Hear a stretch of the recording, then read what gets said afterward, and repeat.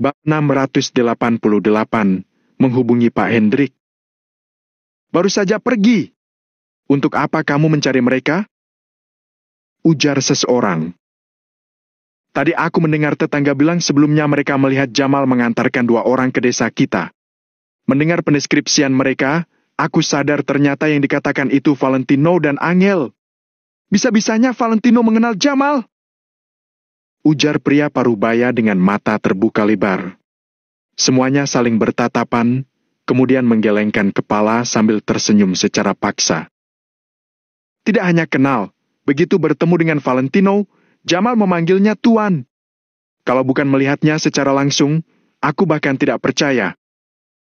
Mendengar sampai sini, pria parubaya membelalakan matanya dan merasa seperti disambar petir.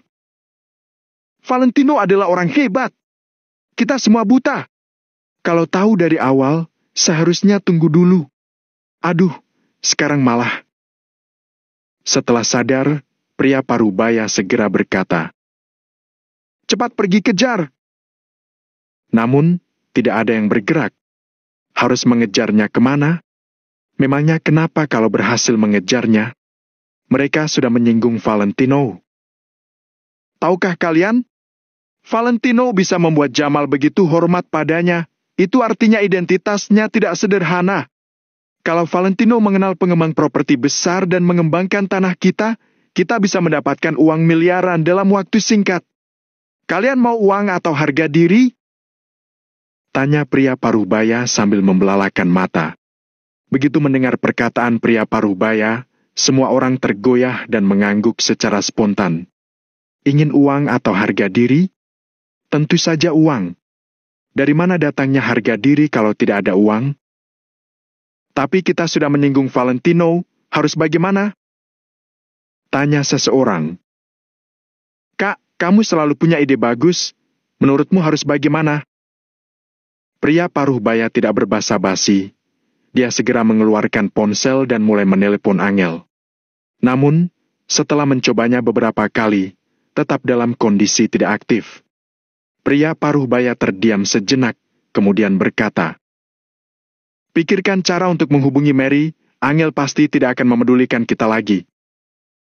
Di dalam mobil. Begitu masuk ke dalam mobil, Angel terdiam, dia merasa sangat sedih. Dia sangat kecewa terhadap kerabatnya dan merasa bersalah terhadap Valentino. Awalnya dia membawa Valentino datang meminta bantuan para kerabat, tetapi malah terjadi hal seperti ini. Angel merasa sangat malu. Valentino menundukkan kepalanya untuk mengirim pesan, kemudian dia menyimpan ponselnya, lalu memeluk Angel.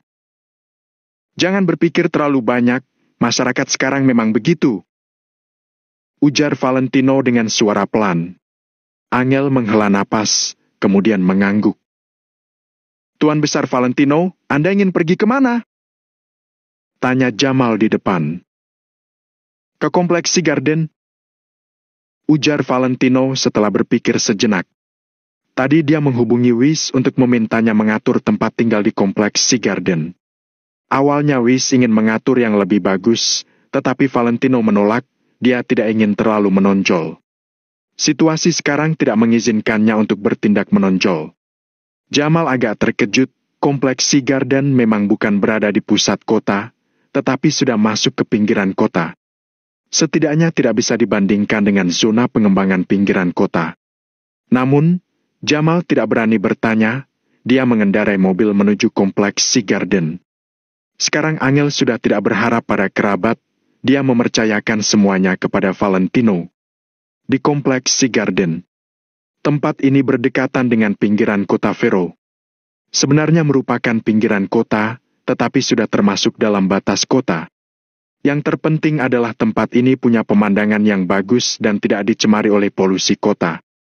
Para pekerja berbondong-bondong ingin pergi ke kota, mereka ingin berdikari di kota. Sedangkan orang yang benar-benar kaya malah ingin berlari keluar, menjauhi hiruk-pikuk dan polusi kota. Jadi, meskipun kompleks Sea Garden ini tidak termasuk makmur, orang yang tinggal di dalam juga tidak biasa. Biarpun bukan orang yang kaya raya, setidaknya juga punya sedikit harta. Konstruksi di kompleks ini juga sangat bagus, Bentuk rumahnya cantik dan elegan, sangat enak dipandang. Ketika Valentino dan Angel tiba di lokasi, sudah ada orang yang menunggu Valentino dan memberikan Valentino seikat kunci, kemudian membawa Valentino pergi melihat rumah. Tentunya Jamal dan yang lainnya menjadi kuli. Mereka mengangkat semua barang Valentino dan Angel ke dalam rumah baru. Setelah meletakkan semua barang, Jamal dan yang lainnya tidak berani mengganggu. Mereka segera berpamitan dan pergi. Tuan Valentino, Tuan Wis menyuruhku untuk memberikan ini kepada Anda. Orang yang bertugas memberikan kunci, saat ini dia memberikan sebuah kantong dokumen kepada Valentino, kemudian berpamitan. Terima kasih. Valentino mengangguk, dia membuka kantong dokumen itu.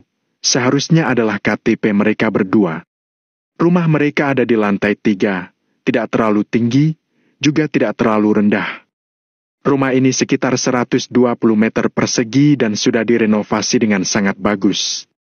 Semua fasilitas di dalam rumah dan barang elektronik sudah dilengkapi. Valentino dan Angel tidak perlu menambah apapun lagi, mereka sudah bisa langsung tinggal. Wah! Begitu melihat rumah ini, mata Angel berbinar dan sontak terlihat gembira. Rasa tidak senang karena berurusan dengan kerabat sebelumnya, sekarang sudah menghilang dalam seketika. Setelah tinggal di rumah bobrok selama 3 bulan, sekarang langsung tinggal di rumah bagus seperti ini, benar-benar memberikan perasaan yang sangat berbeda. Tino, kita sudah punya dapur besar sendiri. Wah, ada penghisap asap dan penyaring udara. Lihat toilet ini, sangat besar. Ada mesin cuci juga. Angel mondar-mandir di dalam kamar dengan ekspresi gembira. Valentino juga merasa senang ketika melihat Angel senang. Angel hidup susah selama beberapa bulan. Sekarang akhirnya kehidupannya bisa agak berubah. Kondisi ini termasuk bersakit-sakit dahulu, bersenang-senang kemudian. Meskipun ini hanya awalnya saja, Angel sudah sangat puas. Dibandingkan dengan penthouse Gunung Cloud, bagaimana dengan rumah ini? Tanya Valentino sambil tersenyum dan memegang hidung. Angel tercengang, kemudian menatap Valentino dengan tatapan marah seolah-olah menyalahkan Valentino merusak suasana hatinya. Aku merasa, semua tempat yang ada kamu itu adalah tempat yang bagus. Ujar Angel dengan serius sambil memegang lukisan bordil di dinding. Valentino tersenyum sambil menggelengkan kepala. Dia bisa melihat sedikit rasa kecewa dan kerinduan dari tatapan Angel. Bukan hanya Angel, Valentino sendiri juga merasa rindu. Bagaimanapun juga, dia tinggal di sana selama 3 tahun. Tempat itu ada banyak orang dan peristiwa yang tidak bisa dilupakan. Kita pasti bisa kembali, aku jamin. Ujar Valentino dengan suara pelan. Angel membelakangi Valentino. Setelah mendengar perkataan ini, badannya gemetar, kemudian dia mengangguk tanpa berbicara. Malamnya Angel dan Valentino masak bersama. Sebelumnya di tempat kecil di zona pengembangan pinggiran kota, dapur kecilnya baru direnovasi dan hanya muat 1 orang. Valentino bisa merasakan kesenangan dari Angel setelah tinggal di rumah ini. Mereka makan malam dan beristirahat sebentar, kemudian masuk ke kamar utama. Begitu berbaring di atas Simmons, Angel pun berseru. Bagus sekali! Hei hei! Sambil tersenyum, Angel masuk ke pelukan Valentino. Valentino tersenyum sambil membelai rambut Angel kemudian mencium aroma rambutnya. Tak lama kemudian, Angel tertidur, tetapi Valentino tidak bisa tidur. Sekarang Valentino termasuk sudah bisa hidup tenang di kota Vero. Dengan adanya bantuan dari Wis, setidaknya dia tidak perlu hidup susah seperti dulu lagi. Namun, Valentino tidak puas dengan kondisi seperti ini. Masih ada banyak hal yang perlu dilakukannya. Valentino memikirkan rencana ke depannya. Setelah beberapa jam berlalu, dia masih tidak punya keinginan untuk tidur. Kemudian Valentino perlahan bangun, dia menutupi Angel dengan selimut, lalu berjalan menuju teras. Valentino membuka jendela, merasakan angin sejuk di malam hari, sambil menyalakan sebatang rokok. Karena sudah beberapa bulan tidak merokok, sekarang dia bahkan merasa tidak nyaman ketika mulai merokok lagi. Setelah merasakan adanya asap di paru-paru, Valentino merasa semakin bersemangat. Dia melihat jam, sekarang sudah jam 11 n, 3 menit lagi sudah jam ke-12. Valentino mengeluarkan ponsel, mencari nomor yang ditinggalkan oleh Hendrik, kemudian menelepon. Maaf, nomor yang Anda hubungi sedang tidak aktif. Silakan coba beberapa saat lagi. Ternyata terdengar lagi suara peringatan bahwa ponsel tidak aktif. Valentino menghela napas, kemudian meletakkan ponsel. Setelah selesai merokok, waktu sudah menunjukkan jam 0:02. Valentino melihat ponsel, kemudian menelepon lagi. Bab 689, saya akan terus berada di sisimu. Di kota Neo. Zona pengembangan kota Arteria. Di lokasi konstruksi, di sebuah gedung yang terbuat dari baja. Hendrik sedang berbaring di atas kasur, saat ini matanya menatap ke arah jam dinding. Segera setelah waktunya tiba, Hendrik langsung duduk di atas kasur. Dia dengan cepat memindahkan kasur dan sekali lagi mengambil ponsel kuno itu. Hendrik menekan tombol DA, tapi tidak ada respons apapun, dia hanya mendengar suara detak jantungnya sendiri. Haft! Hendrik menghela napas. Setelah itu dia mengambil baterai cadangan terakhir dan menekan ponselnya, pada saat ini ponselnya baru menyala. Sebenarnya, kesempatan seperti ini jarang sekali terjadi. Hendrik sudah lama menunggu saat ini tiba. Terakhir kali dia mencobanya, hanya ada kekecewaan, tapi dia sama sekali tidak ingin menyerah. Selama ada kesempatan, maka dia bisa membuka ponselnya. Setelah ponsel itu akhirnya menyala, Hendrik pun meletakkannya di atas kasur. Hendrik seperti sedang berziarah dan memandang ke ponsel itu dengan tulus. 10 detik, 30 detik, 1 menit dan sampai 2 menit berlalu. Tidak terasa, separuh waktu sudah berlalu. Seperti biasa, ketika menjelang sore hari, perasaan Hendrik mulai menjadi hening. Pada saat ini, ponsel yang diletakkan di atas kasur itu tiba-tiba bergetar. Hendrik seketika terbelalak, jantungnya berdebar dengan sangat cepat. Dia langsung mengambil ponselnya dan menekan tombol jawab. Akan tetapi, Hendrik sama sekali tidak berbicara, dia hanya menempelkan ponselnya ke telinga dan menunggu. Setelah 5 detik berlalu, tiba-tiba terdengar suara. Pak Hendrik? Mendengar suara yang sangat familiar itu, perasaan Hendrik menjadi menggebu-gebu dan air matanya pun tidak terbendung lagi. Seketika, air mata itu mengalir ke pipinya. Namun, Hendrik tidak mau mengulur waktu, dia segera mengangkat ponselnya. Tuan Valentino, saya tahu bahwa Anda pasti bisa sembuh. Hendrik saat ini sangat bersemangat, tapi dia masih menekan suaranya dan berkata dengan suara yang amat kecil. Orang yang melakukan panggilan adalah Valentino. Setelah Valentino mendengar suara Hendrik, dia menghela napas panjang dan hampir menangis. Entah sampai kapanpun, orang tua itu akan selalu peduli terhadapnya. Pada saat ini, kecemasan yang Valentino rasakan sebelumnya akhirnya hilang, karena tidak terjadi apa-apa pada Hendrik. Pak Hendrik, bagaimana keadaan Anda sekarang? Tanya Valentino sambil menggosok-gosok hidungnya. Tuan muda Valentino, baguslah kalau Anda tidak apa-apa. Waktu saya sangat terbatas. Sekarang Anda harus mendengarkan ucapan saya baik-baik, Anda juga harus mengingatnya. Hendrik menekan suaranya dengan sangat rendah. Selalu ada orang yang berjaga-jaga di sekitar tempat Hendrik tinggal, jadi dia harus menekan suaranya.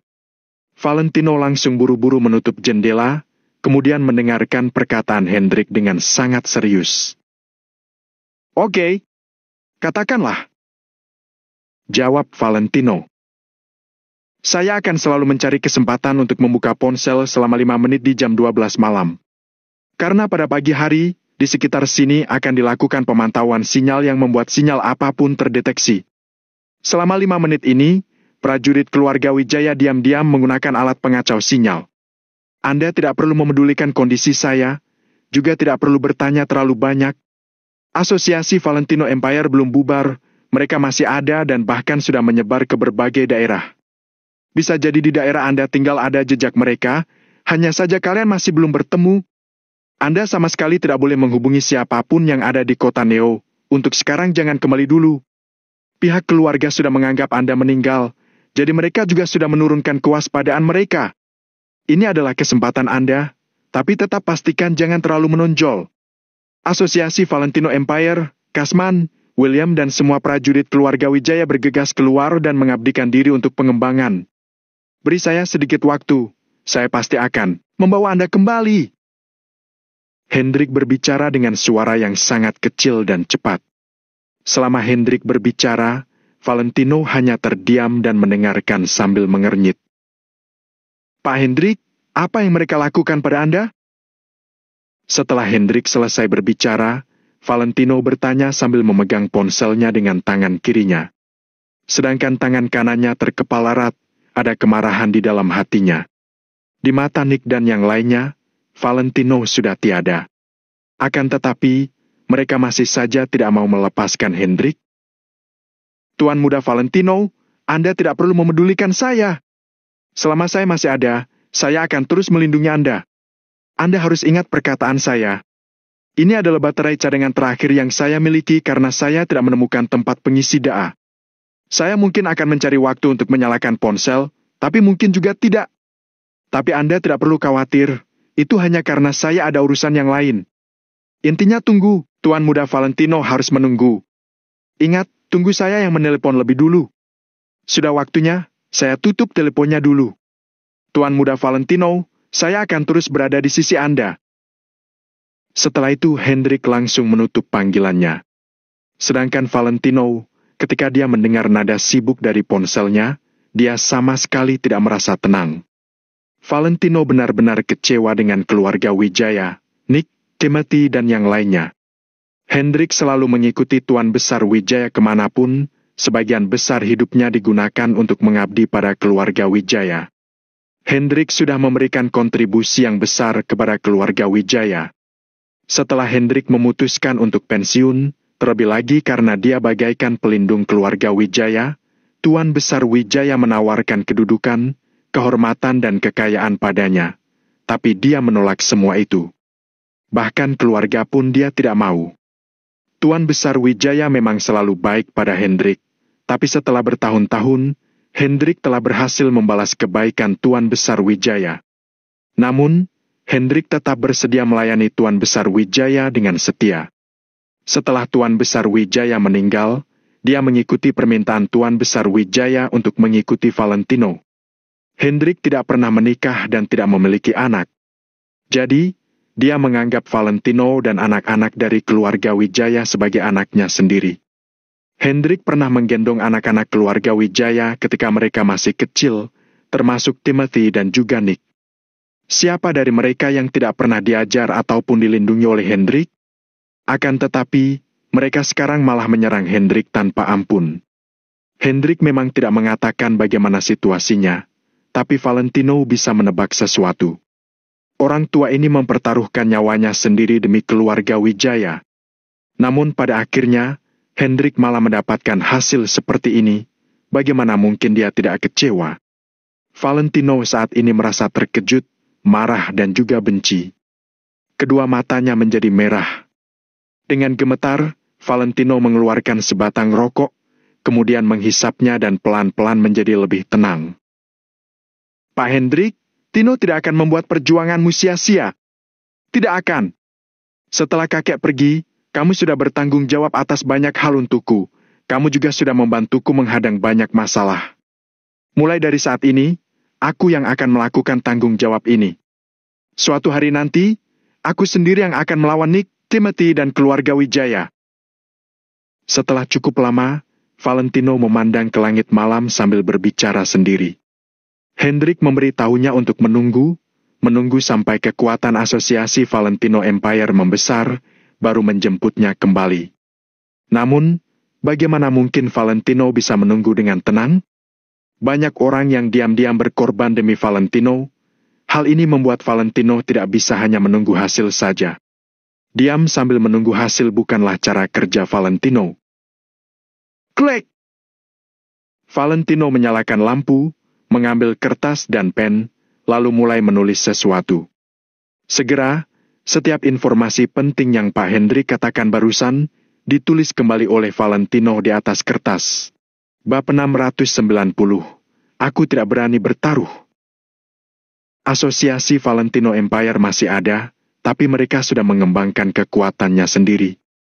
Keluarga Wijaya sudah menetapkan kalau Tommy sudah mati, jadi mereka sudah melonggarkan penyelidikan. Namun, hanya melonggarkannya sedikit, bukan menyerah sepenuhnya. Tentu saja Valentino tahu cara Timothy menangani suatu hal. Prajurit keluarga Wijaya milik Kasman pasti sudah memutuskan hubungan mereka dengan keluarga Wijaya demi Valentino. Orang-orang ini diam-diam mencari Valentino sambil mengembangkan kekuatan mereka. Baik meningkat banyak atau tidak, selama bisa lebih kuat sedikit, maka mereka bisa meningkatkan peluang Valentino untuk menang. Bisa dibayangkan kalau Pak Hendrik kali ini benar-benar sudah melakukan aksi yang besar dan cerdik. Di permukaannya, Tommy sudah mati dan segala kekuatannya sudah musnah dan hilang.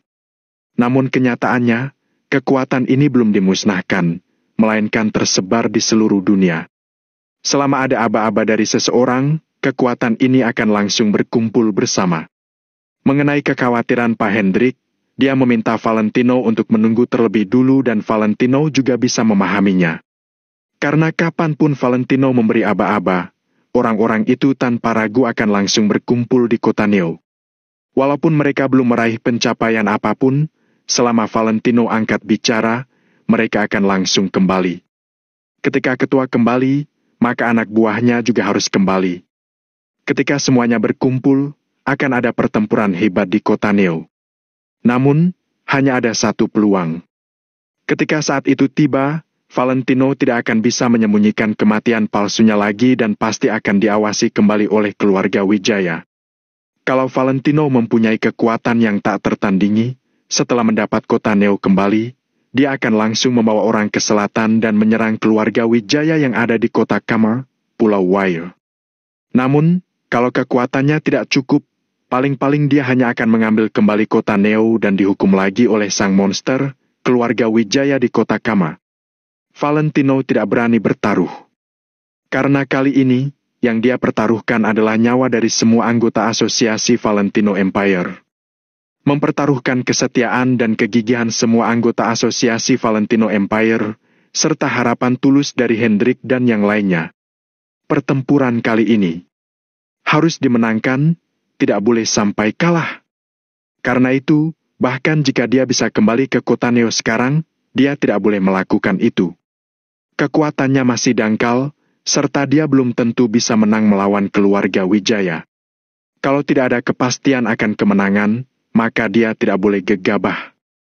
Hal yang bisa dilakukan sekarang hanyalah menunggu.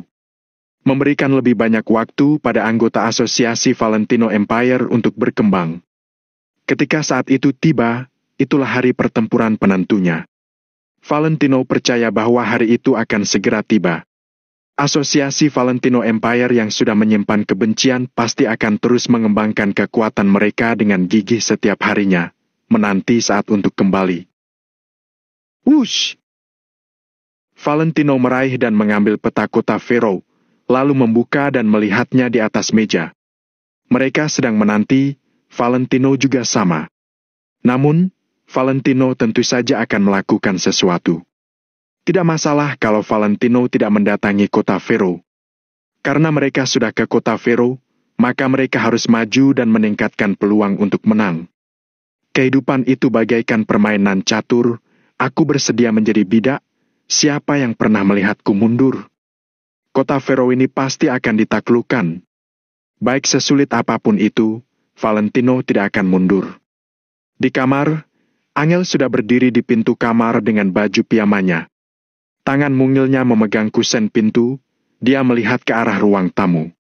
Saat melihat Valentino yang sedang mengernyitkan dahinya, Angel langsung menghela napas panjang dalam hati. Sayang, aku tidak bisa membantumu apa-apa, tapi aku akan berusaha sekeras mungkin untuk memberikanmu sedikit kekuatan. Gumam Angel. Dia sudah memutuskan, mulai besok dia akan pergi bekerja. Bekerja bukanlah tujuannya, Tujuannya adalah untuk membuat lebih banyak koneksi untuk membantu Valentino. Keesokan harinya, Valentino keluar untuk bertemu dengan Wish. Untuk mempertahankan hubungan, interaksi itu diperlukan. Kepercayaan juga akan tumbuh secara perlahan dan bertahap. Dari pertemuan beberapa hari ini, hubungan Valentino dan Wish menjadi semakin akrab. Valentino juga semakin percaya dengan Wish. Wish juga bisa diminta untuk membantu dalam beberapa rencana. Wish sangat pintar, apapun yang Valentino katakan, dia hanya mengerjakannya dan tidak pernah bertanya-tanya. Setelah Valentino bertemu dengan Wish dan membicarakan beberapa hal, dia langsung pulang ke rumah. Angel mengenakan baju rumah santai. Walaupun pakaiannya longgar, tapi bentuk tubuhnya yang luar biasa itu tidak dapat disembunyikan. Saat ini, dia sedang duduk di atas sofa, salah satu tangannya memegang ponsel dan tangan lainnya sedang menulis di kertas. Setelah menghampirinya, ternyata Angel sedang mencari pekerjaan. Di buku itu ada beberapa nomor telepon untuk lowongan pekerjaan. Angel, kita masih ada 600 juta, kamu tidak perlu bekerja. Ujar Valentino dengan lembut sambil mengusap hidung Angel. Tidak. Apa kamu mau aku menjadi ibu rumah tangga? Jawab Angel tanpa menoleh sedikit pun, pandangannya terfokus pada informasi lowongan pekerjaan di perusahaan-perusahaan besar. Valentino terdiam sejenak, lalu berkata dengan serius. Selama 3 bulan sebelumnya, kamu yang menghidupi aku. Mulai hari ini, biar aku yang menghidupimu. Setelah mendengar perkataan Valentino, Angel menoleh secara perlahan, matanya yang cantik terlihat menyentuh orang. Setelah cukup lama, Angel juga menjawab dengan serius. Ini rumah kita berdua, kenapa kamu harus membayarnya sendiri? Nada bicara Angel sangat tegas, tidak ada keraguan sama sekali. Baiklah. Valentino setuju dan berkata, kalau begitu, aku akan menelpon temanku, kamu bekerja di tempat dia saja. Dengan itu, aku bisa lebih tenang. Tidak mau. Itu akan membuatku merasa tidak nyaman karena mendapatkan pekerjaan menggunakan orang dalam. Aku ingin bekerja keras dan mengembangkan kekuatanku sendiri. Jawab Angel dengan pelan. Walaupun arti dari perkataan Angel sangat samar, Valentino tetap memahaminya. Dia langsung merasa sangat tersentuh. Valentino, sini bantu aku. Perusahaan Rice Real Estate ini cukup bagus. Kekuatan finansialnya cukup kokoh dan timnya berbakat. Walaupun belum berdiri terlalu lama, mereka berkembang dengan sangat cepat. Kekayaan bersihnya mencapai 2 triliun dan terlihat cukup berpotensi. Menurutku, masa depannya sangat menjanjikan. Kebetulan lowongannya juga sesuai dengan pekerjaanku dulu. Bagaimana pendapatmu? Angel memegang ponsel dan menyodorkannya ke hadapan Valentino. Ekspresi Valentino terlihat sedikit aneh. Rice Real Estate ini. Bukankah ini estate milik Wish? Namun, Valentino juga tidak memberitahu Angel, kalau tidak, dia pasti tidak akan melamar di sana. Menurutku cukup bagus, sangat cocok denganmu. Ujar Valentino dengan serius. Hei, aku juga merasa cocok denganku. Nanti sore, aku akan pergi wawancara kerja. Ujar Angel dengan sangat gembira sambil mengambil KTP yang ada di sampingnya. Sekarang, Angel sedang memegang KTP palsu hasil buatan Wish. Akhirnya, dia berani pergi bekerja di perusahaan besar. Keduanya memiliki KTP baru. Nama Valentino berubah menjadi Lanau, serta Angel berubah menjadi Amel. Orang yang bermarga Wijaya cukup banyak, nama keduanya tidak akan menarik banyak perhatian orang.